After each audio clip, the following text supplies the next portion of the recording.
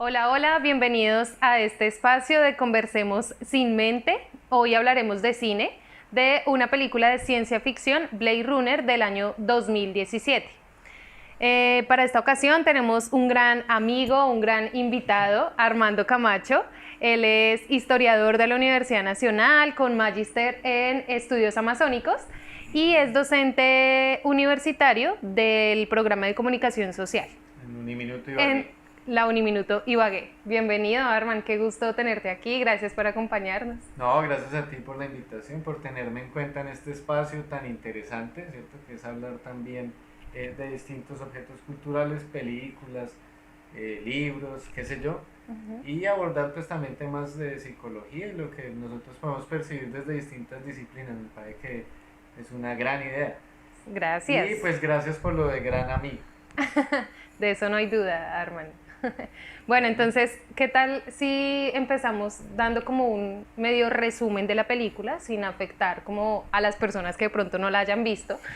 Pues como para entrar en materia, para que las personas puedan, digamos que entender un poco de lo que vamos a hablar de aquí en adelante. Entonces, Básicamente sin hacer spoilers. exacto. Porque pues ya sabemos que no es muy agradable.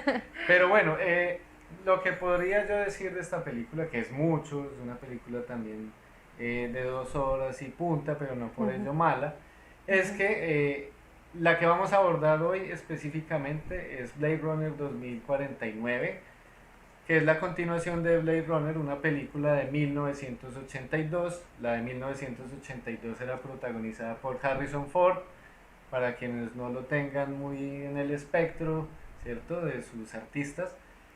Fue quien protagonizó a Han Solo en la saga de La Guerra de las Galaxias, ¿cierto? Y la del 2019 es protagonizada por Ryan Gosling.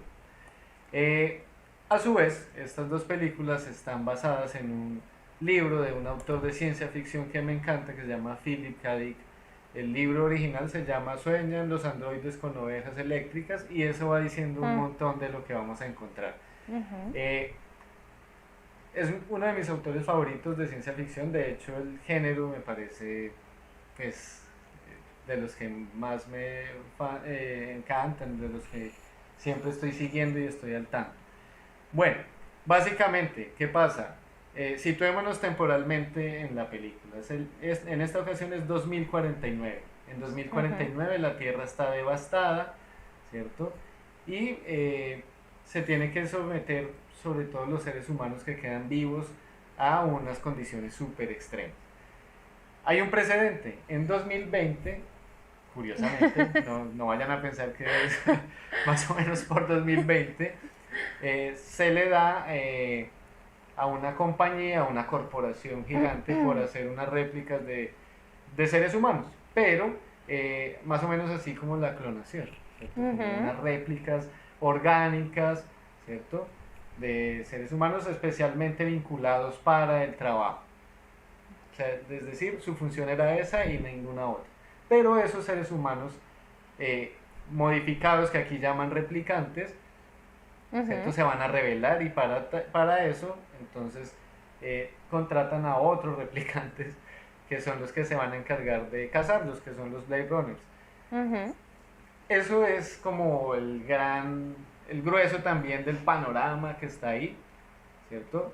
Pero en esta película hay una circunstancia que va a marcar especialmente pues todo, y es que estos replicantes, que se supone no podían procrear, ¿cierto?, una replicante de sexo femenino va a tener un hijo. Que era algo imposible. Que era algo imposible, y que genéticamente, según los estándares que ellos tenían y los códigos que manejaban, pues no se podía. Entonces eso es lo que le va a poner como el picante pues a esta película, y es en lo que nos va a embarcar sobre todo.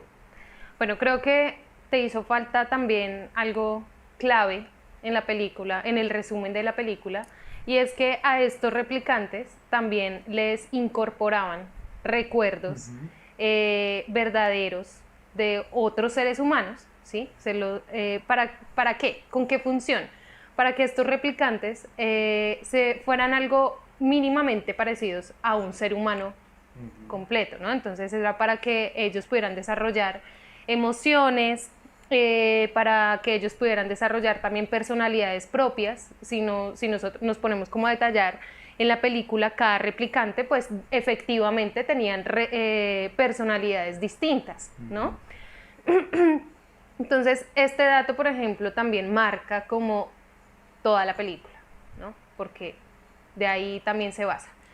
¿Qué más? ¿Qué Ese más es un como? dato que no es menor, ¿cierto? Porque realmente lo que hicieron también fue, tras la rebelión, lo que hicieron fue un muro para separar entre lo que se suponen son dos especies, ¿cierto? Una creada genéticamente en laboratorios, y aquí es donde entra lo fascinante de la ciencia ficción, que es pensar como todas esas cuestiones de la tecnología, en este caso biotecnología, Sí. ¿cierto? Separarlo de los humanos.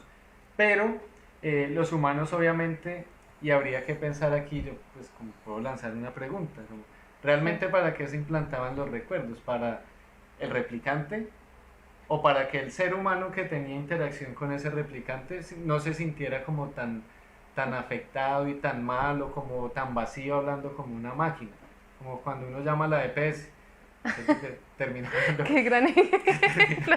que terminó no hablando con una máquina durante una hora. Yo supongo que eso también es la función de eso, Sí, humanizar un poco, ¿cierto? sí. O antropomorfizar, qué pena el término, pues esto es un formato más ligero, pero antropomorfizar básicamente es darle característica humana a algo también. Ujú. Ok, listo.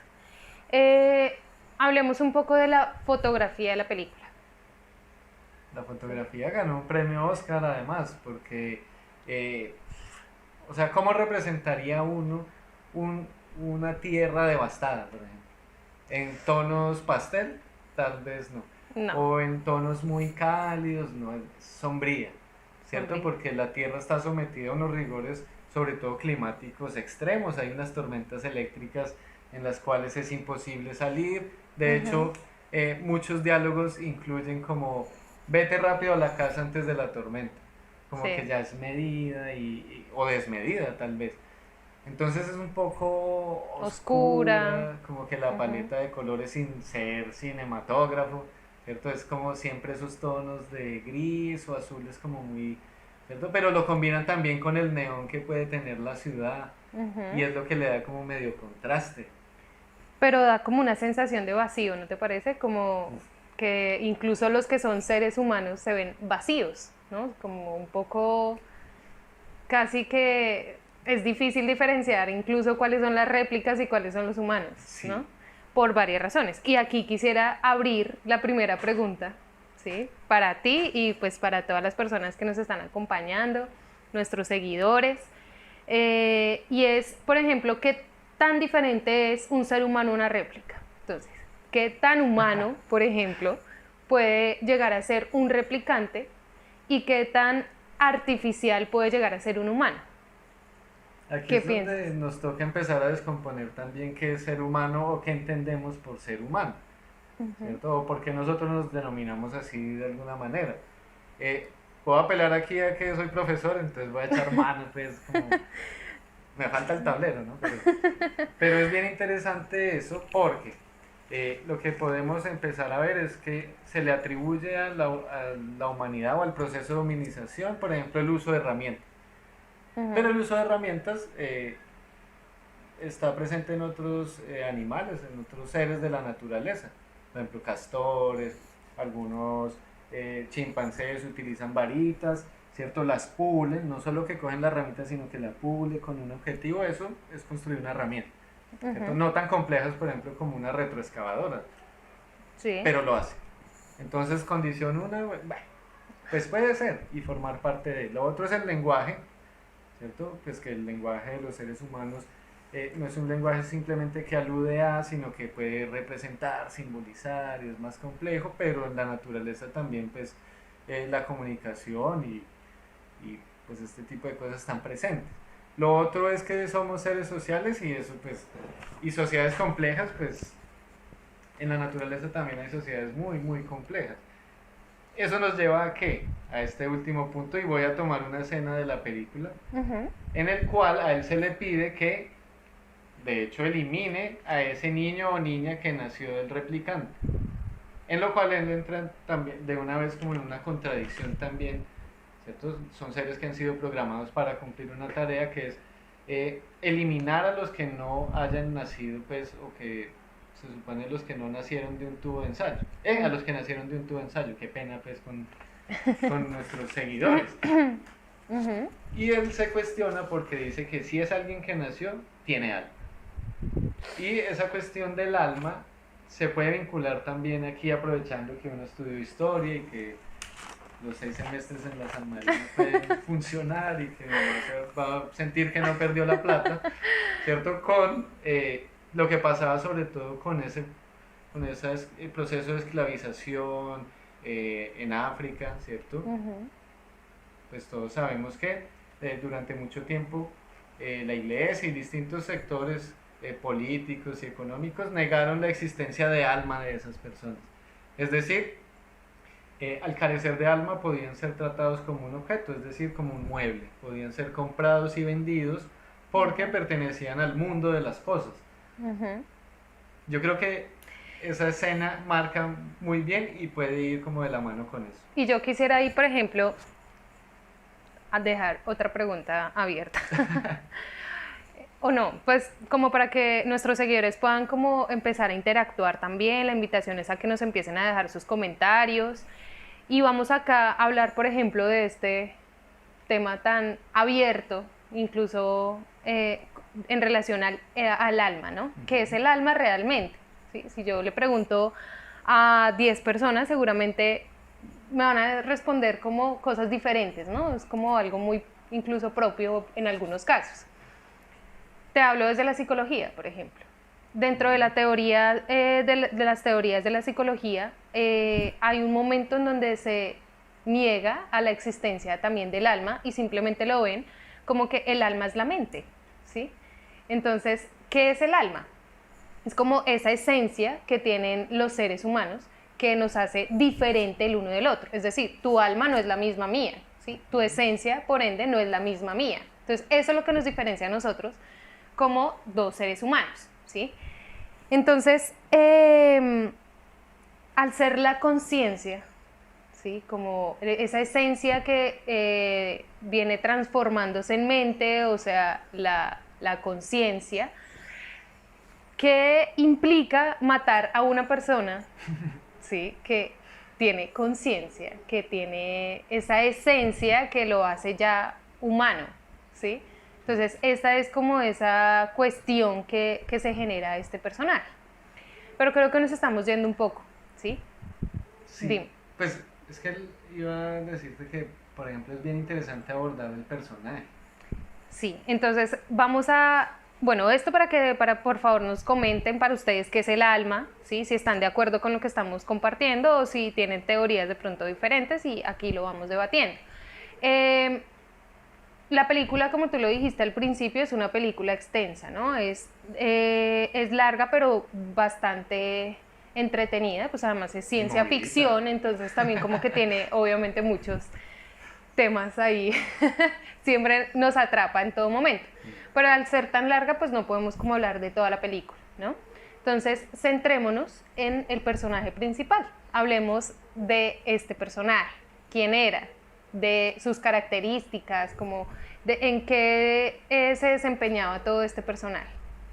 Bueno, este personaje que además empieza siendo un número, después le ponen un nombre también para tener familiaridad con, y ahí es a lo que vamos, ¿cierto? Era un replicante de una nueva generación que son mucho más obedientes porque se supone que se suprimió en el código genético eso que los hacía rebelarse.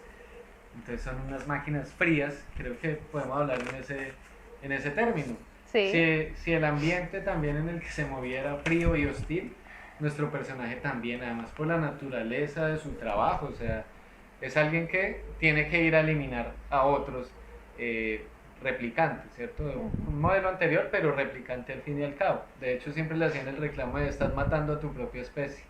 Sí, correcto. Y empieza a tener como esa cuestión. Pero es alguien que es como una máquina de matar, es alguien que simplemente obedece, cumple la orden al inicio. Es policía, entonces como toda su función de policía. Sí, sí, me dieron una orden, voy y a la cumplo y ya.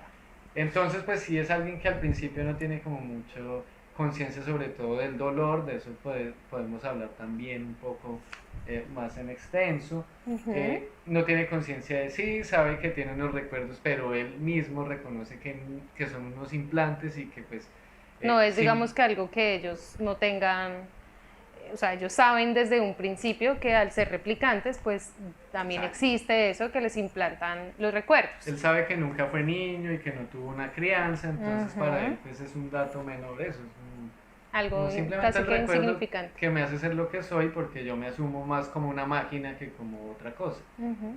Pero hay ciertas circunstancias en la película que no, que los seguidores tienen que venir descubriendo, Ujú. ¿cierto? Y es una invitación a que si no la han visto la vean, ¿cierto? Que Sí. modifica eso.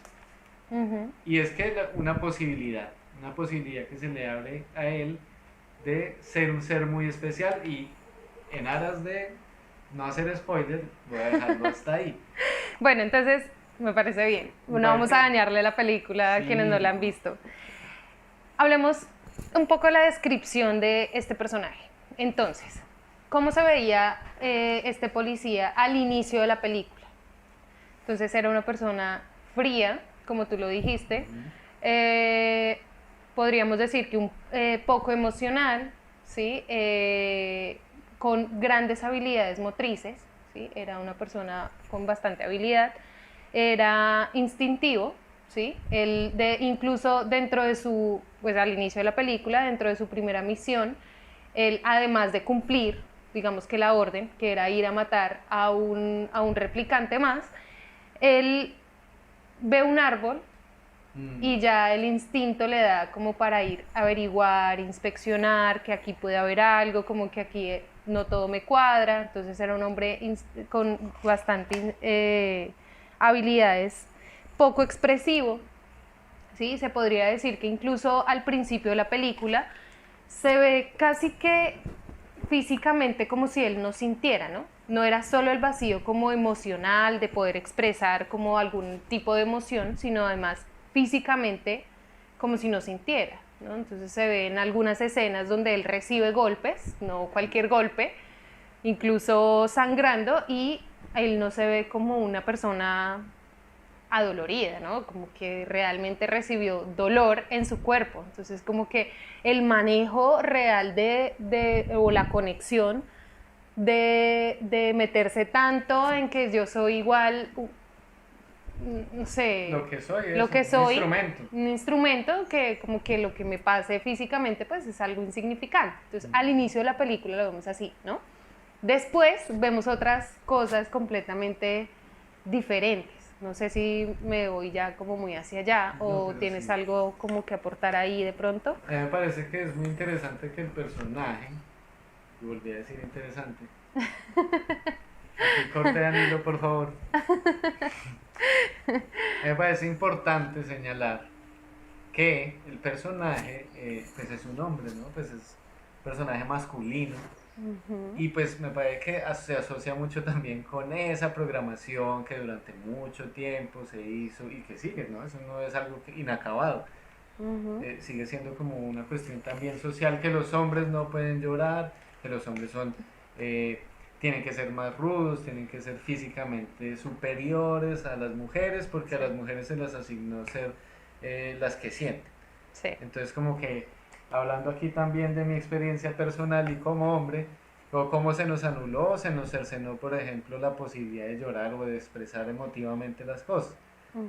De hecho, hay una palabra y, que era sensible, lo asocian a uno con lo sensible, Y lo débil, sí. diciendo que lo sensible está mal, o señalándolo, o diciendo Ujú. como no se comporte como una niña, además diciendo o sugiriendo que ser una niña está mal, porque Ujú. entonces usted es el último escalón también en la cuestión. Me parece que resaltar eso no está de más, Ujú. porque no es que haya muchos personajes en esta película. No, en No sé si realidad notaste eso. son pocos, sí. Ahí, pues digamos que con lo que tú estabas diciendo, pues como que todo el tema de el masculino y el femenino, pues también es Ujú. como viendo la parte femenina como algo de debilidad, entonces lo emocional pasa a ser debilidad, lo cual es terrible. Y hoy en día, pues digamos que eso está tratando de modificarse, aún le falta mucho, ¿no? Todavía hay cierta resistencia, incluso por los mismos hombres que se niegan todavía a aceptar eso en sus vidas, ¿sí? Digamos que fueron tan condicionados, fueron incluso muchos golpeados, ¿sí? Porque no era solamente el maltrato emocional, sino incluso físico, que si veían a un hombre llorando, entonces el papá le Lo pegaba golpeaba. porque los hombres no lloran, ¿sí? Entonces eso digamos que viene todavía en trabajo, falta bastante, ¿no?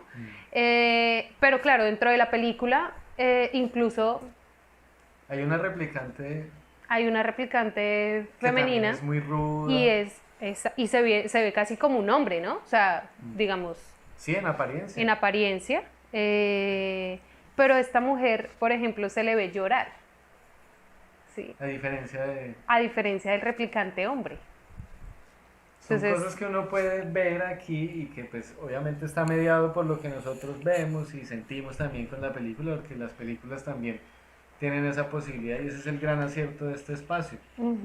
Así que felicitaciones.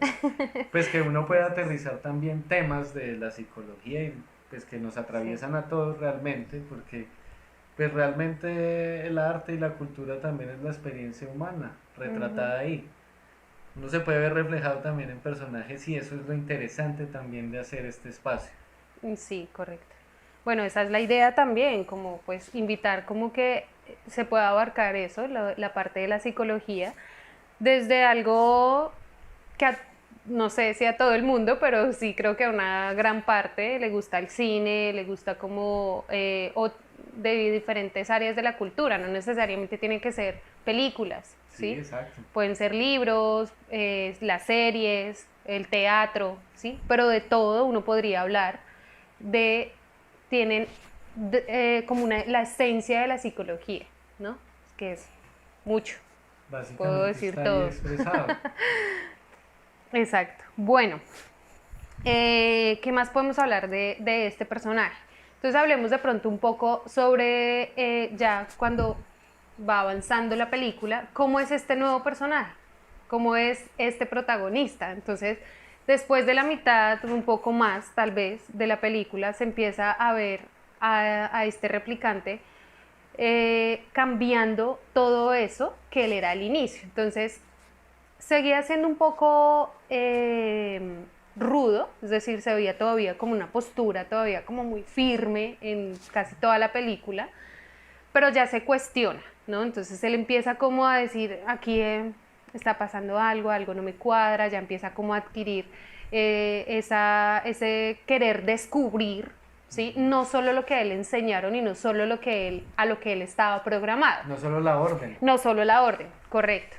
Entonces, después se ve un poco más emocional, ¿sí? Como que ya él empieza como a adquirir como ciertas cosas, sus habilidades, lo que te digo, pues obviamente a nivel motriz, pues con grandes habilidades aprendidas, por supuesto. Eh, pero él ya no se veía tan vacío, o esa sensación tuve yo, como que a él ir como intentando descubrir cosas, él deja de proyectar ese vacío que se ve como en esa ciudad sombría, ¿no? Entonces ya se ve como que este hombre o esta réplica o como lo queramos llamar, tiene algo ya ahí, tiene una esencia más, tiene algo que lo mueve, ¿sí? Además, Eh, qué pena yo interrumpo aquí, pero me parece muy importante también en ese proceso otro personaje femenino que es bien importante y que esta vez es una proyección, es un holograma, es una cuestión. Si él está escrito en código genético, ¿cierto? sí, En proteínas, y bueno, hay otro ser femenino en ceros y unos que él también empieza a proyectar como una... De hecho es eso, es una proyección. Y es una proyección de su amor ideal. Y me parece que es una crítica también bien interesante que se hace eh, sobre todo que a cómo nos relacionamos, ¿cierto? O como también el amor puede ser una proyección, ahí no tiene que ser ciencia ficción. Uy, Si bien este personaje femenino es un holograma, realmente lo que él puede hacer con eso es adaptarlo a lo que él quiera, porque es un objeto de consumo. ujú. Y pues, Está diseñada obviamente para satisfacer al sí, cliente, como a esa persona. Entonces, como que él la podía idealizar como él quisiera y ella, en efecto, iba a hacer lo que él lo que él quisiera, quisiera. porque Estaba programada para eso. es un producto objeto, ¿cierto? El objeto del deseo, aquí como metiéndonos un poco por ahí. Pero también, y eso ya es una cuestión también personal mía, considero muchas veces que el amor romántico es proyectado de esa manera. Es decir, que uno no ama a la otra persona como es, sino las características que yo quiero que tenga esa persona. Entonces, Y eso va encaminado sobre todo al amor ideal. ajá. Qué pena yo aquí A metiéndome en los terrenos idealizar el de... amor también, como a querer modificar, ¿sí? Ujú. Utilicémoslo como así en palabras, eh, ese amor por esa otra persona. Entonces, si tú me amas, tú tienes que ser como yo quiero que tú seas. Entonces, es tratar de modificar a la otra persona, ¿sí? Sí, eso es... Con tal de que se pueda formar. Por eso muchas relaciones pues no funcionan, ¿sí? Porque el amor pues no se trata de eso. De hecho, por más que lo intentemos, pues no vamos a poder, no somos máquinas, y no vamos a poder como modificar ya a la otra persona completamente para que sea exactamente como yo la deseo. Y aquí tiene esa posibilidad, realmente él es un replicante. O sea, ¿qué tanto amor, cierto? Puede Sí, sentir, o qué tanto amor puede sentir la inteligencia artificial hacia él, él. sabiendo que también es un programa computarizado, Ujú. y ahí es donde nos metemos con lo de los sentimientos. Sí, exacto. Pues de hecho a mí me impactó un poco esta relación de ellos dos, ¿no? A mí Sí. también me Como parece que espectacular. De hecho, yo veo la película y me concentro mucho en esa en esa relación.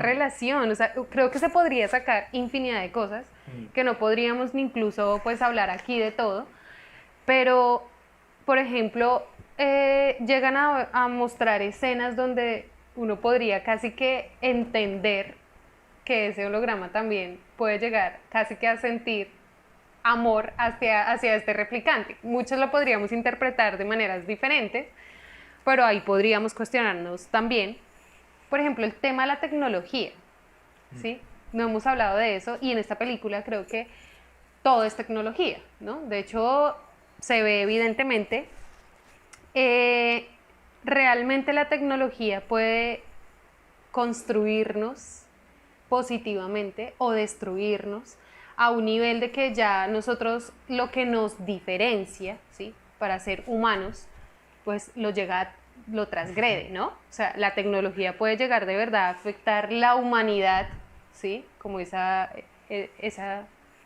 ¿cómo le diría? Esa esencia de la humanidad, pues a raíz de la tecnología. Entonces, ¿es buena? ¿Es mala? ¿Ustedes qué opinan? Eso es un gran interrogante y es lo que siempre se aborda, por ejemplo, en la ciencia ficción. Siempre se está pendiente a eso, como bueno, la tecnología está ahí y hay relatos muy fantásticos que no tienen como ese tipo de reflexiones, sino simplemente, es buena y ya, la dan por hecho. Pero hay otros como en esta película donde se cuestionan pues ese tipo de cosas. En este es, por ejemplo, con las relaciones y pues con la cuestión y sobre todo con la bioingeniería que está muy presente ahí. Pero hay otro libro bien interesante que es de Isaac Asimov, que es Yo Robot, que es una película también. Y es muy conocida. Es muy conocida, tiene que ver con Will Smith y ahí se plantean sobre todo eso. Mi gran De amor, hecho, tengo que decir. bueno, no sabía. De hecho, lo que se plantea ahí son unas leyes de la robótica y de hecho esas leyes de la robótica que existen hoy en día son inspiradas por ese libro, ¿cierto? Y lo que se plantean es como, bueno, la tecnología es buena, pero ¿quién la va a manejar o al servicio de quién va a estar la tecnología? Que también puede ser una cuestión política y económica. Es decir, la cuestión de la tecnología puede estar también en que se suprima un puesto de trabajo para poner un brazo mecánico en un parqueadero de un centro comercial. Y eso es un dilema, como ¿qué hago yo? ¿Contrato a una persona para levantar la baranda o simplemente me encargo de meter en una máquina y la cuestión. Siempre se está sopesando eso en la ciencia ficción. En este caso es, por ejemplo, cómo la sobreexplotación producto de la tecnología, y eso se ve mucho con la agroindustria. De hecho, ahí muestran un poco un panorama de cómo puede ser la alimentación en un futuro, por ejemplo, la consecución de proteína a partir de insectos, que a mucha gente le parecerá escalofriante, pero que en situaciones extremas parecerá. Correcto, sí. Yo creo que, y esto ya pues, la tecnología pues es inherente al ser humano. Nosotros todo el tiempo estamos en eso. El lenguaje es una tecnología, de hecho. O sea, eso se aprende, se construye, es una técnica. Estar sentados en esto es una tecnología. Estar hablando aquí. Sí. También depende, son los usos que se le den a las cuestiones. No quiero entrar aquí con moralismos de, ay, mantiene pegado al celular. No, Eso no. eso incluso ya viene siendo lo de menos, o sea, como que Pero, no es lo más importante. sí, pero a mí me parece que pues, en la película la gran desazón, o el gran desazón, que pena, es ese, como la tecnología nos sobrepasó y nos convertimos en esto, y nos olvidamos tal vez de otras cosas que sí son esenciales, porque no sé si tú lo notas o lo notaste en la película, pero los que eran seres humanos a la final se comportaban igual que un replicante. Era difícil incluso diferenciar entre un replicante y un ser humano. Y te soy sincera, por ejemplo, al principio de la película, en la primera escena donde se ve a este replicante buscando al otro replicante para eliminarlo, yo llegué a creer que ese otro replicante a quien iban a eliminar era un ser humano. ¿Por qué? Porque ahí a ese personaje, por ejemplo, yo no lo veía como con esa sensación de vacío, de obediente, de como que obviamente él fue un replicante que se rebeló, ¿sí? Por eso lo estaban buscando, pero yo tuve la sensación de incluso como este es un ser humano. O sea, no sé si te pasó lo mismo, pero yo pensé que hay como que, digamos, como al ser el inicio de la película también uno todavía no entendía muchas cosas, ¿no? Todavía faltaba descubrir un montón, pero para mí sí fue impactante esa escena. Yo les tengo otra. Bueno. El dueño de la corporación. Se supone que es un ser humano, tiene algunas ayudas tecnológicas, tiene modificaciones, pero es alguien que hace uso de la tecnología tal vez para jugar a ser Dios. Porque hay una escena que marca, no sé si decirlo aquí, si me autorizan lo digo. ¿Qué hacemos? ¿Qué hacemos? ¿Qué cuestión? Bueno, dale. Pero es interesante porque... Vino, corte el interesante.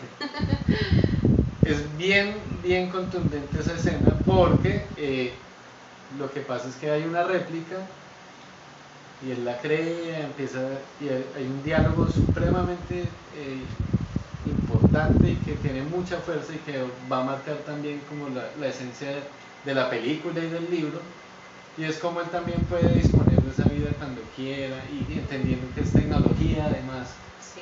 ¿cierto? Y es alguien muy mediado por... Entonces, eso es también el otro tema, porque si uno lo ve desde un aspecto político, el gran poder que están ganando ciertas corporaciones respecto a... pensemos, por ejemplo, en la industria agroalimentaria, lo que puede ser Monsanto, a riesgo de que nos veten aquí, que no creo, pues, no lo creo, pero pues los dilemas también que tiene que una compañía tenga tanto poder, por ejemplo, en alimentar a la especie humana. Sí. ¿Te pareció que ese personaje? Creo que no dañaste No. la película. Pero ese personaje te impactó. Incluso ese personaje, yo tuve la sensación en la primera escena donde él aparece que él no era un ser humano. Sí, digamos, ahí vuelve y juega la cuestión de qué tan humanos y qué tan artificiales podemos llegar a ser, ¿no? Porque ahí pues efectivamente con toda esa ayuda tecnológica, él ya pasa a incluso físicamente dejar de verse como un humano, o es la sensación que yo tenía, ¿sí? Como que lo que me proyectaba era, no puede ser humano. A potenciarse. Ahí, exactamente. Bueno, pero entonces, como para ir redondeando un poco y no extendernos demasiado, bueno, después sacamos otro espacio. Este personaje principal, como para resaltar lo que había dicho al inicio de las características de él. Él después se muestra ya al no verse tan vacío, al demostrar cómo estás, este tema emocional y todo esto, incluso físicamente él también ya pasa a verse. Como que ya esos golpes sí se ve como una persona que le duele recibir los golpes, que si lo cortan realmente ya se ve un dolor, entonces ya se ve una emoción, ya se ve una expresión en relación a, ¿sí? Ya no se ve tan frío, entonces ya se empieza a ver un poco más humano, podríamos decirlo, ¿sí? Sus emociones empiezan a exteriorizar, ¿sí? Es como un poco más evidente ese sentir de él. Asumirse incluso como parte de otra especie. Porque es que hay una serie de revelaciones que un personaje que no vamos a mencionar, eso sí me niego a decir quién es, va a ir como mostrándole otro panorama también de la situación. Ya se permite también ampliar el horizonte, y eso yo creo que nos pasa mucho cuando nos obstinamos a que una cosa es de una manera y no ampliamos, ¿cierto?, las variables, así como para hablar científicamente, aprovechando la ciencia ficción, ¿cierto? Sí. Que hay muchas más variables, pues asociadas también como a la vida y al sentido de. Correcto. Bueno, creo que, no sé, ¿qué más crees que se nos escapa? Creo que se nos va a escapar un montón de cosas importantes de la película, pero por eso también la invitación es a que la vean, que puedan disfrutar de esta película, incluso verla desde una perspectiva también de qué puede pasar. Es una película futurista, ¿no? Entonces también como proyectarnos un poco de, ¿será que hacia allá vamos? ¿Será que se puede evitar? ¿Será que qué tan diferente puede llegar a ser esa realidad? ¿No? Entonces, una invitación, no se van a arrepentir, es una película muy buena, me gustó mucho, gracias por recomendármela. Sí. No es muy sonada, entonces al principio yo también como, bueno, pues esa película será, bueno, vamos a verla.